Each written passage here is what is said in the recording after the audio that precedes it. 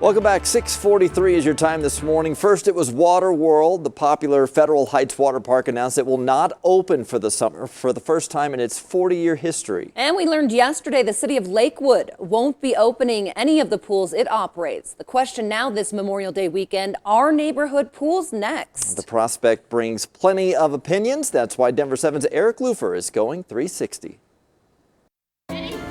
This weekend is typically the unofficial kickoff to summer.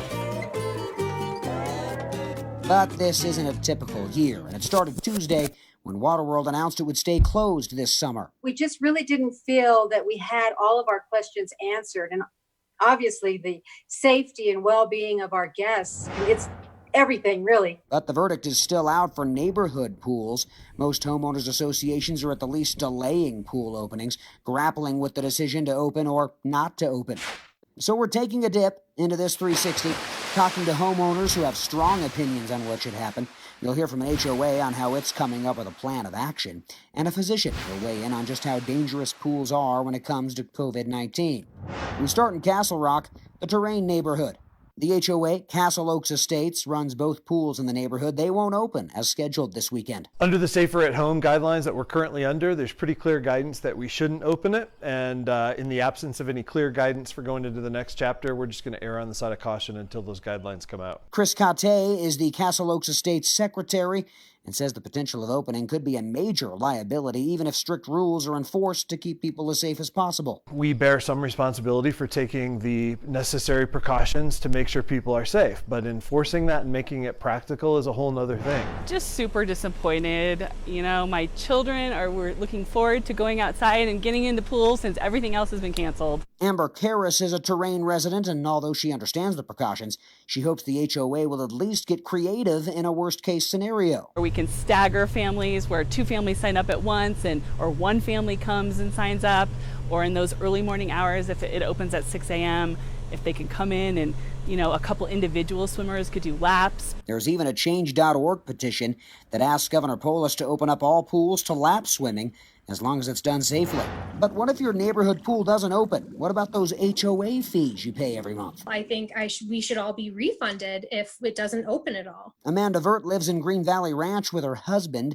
They've worked hard to be able to buy a home with the luxury of a neighborhood pool. We pay for it every month as part of our dues, and for it to not open but be sitting there costing money to run it with the pumps on, with the heaters on, with the lights on, I think that's just wrong. Cate says, depending on your HOA, if you do get a refund, it may not come in a lump sum. And for the Terrain neighborhood, You'll get that refund in the form of a budget line item that comes in under what we expected. the driver of all this, people's safety. Chances are you've heard by now what the CDC has released on COVID-19 in pools. That, quote, there is no evidence it can spread to people through water used in pools, hot tubs, or water playgrounds. Physician Eric Natkin agrees, but knows there's certainly more to it. So the concern would be everything else.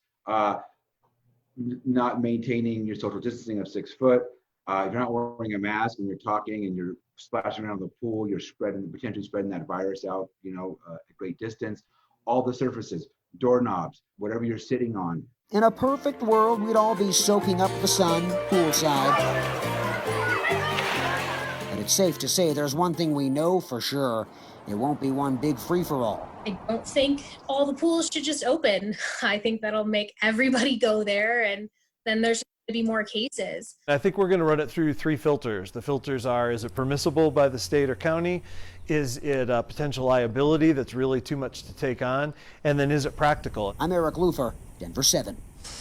Sign of the times right now. Every homeowners association is different, so if you want to know what's going on in your particular neighborhood, stay up to date with your HOA. They should be sending out updates on their pool plans. Again.